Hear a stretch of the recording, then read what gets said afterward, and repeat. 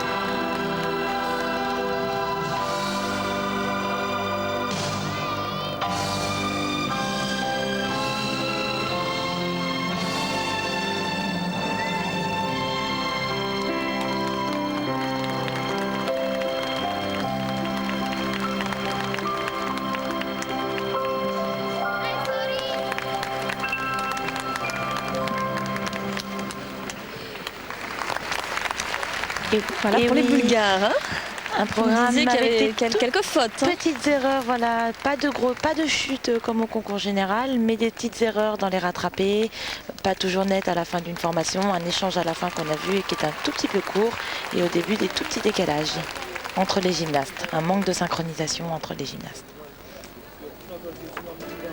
Oui, c'était pas tout à fait propre comme on pouvait s'y attendre.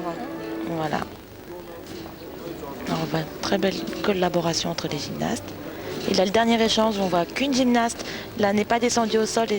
Et voilà. Celle qui était au fond, là. Hein. Celle qui était au fond se déplace un tout petit peu pour récupérer son ruban. Mais elle l'a eu. C'est des centièmes là, qui s'envolent sur ces fautes. Voilà, mais le titre se joue à ça. Et on voit là les deux individuelles, Simona Pejčeva et Elisabeth Pejčeva, qui savent qu'elles aussi qu'elles ont fait des erreurs. Et pourtant, une très bonne note. Sont bonnes en artistique, oui. Une très bonne note en artistique, en difficulté, en exécution un petit peu moins bien. Comme les individuels, voilà, comme les individuels, la note se décompose en une note de difficulté, une note artistique et une note d'exécution.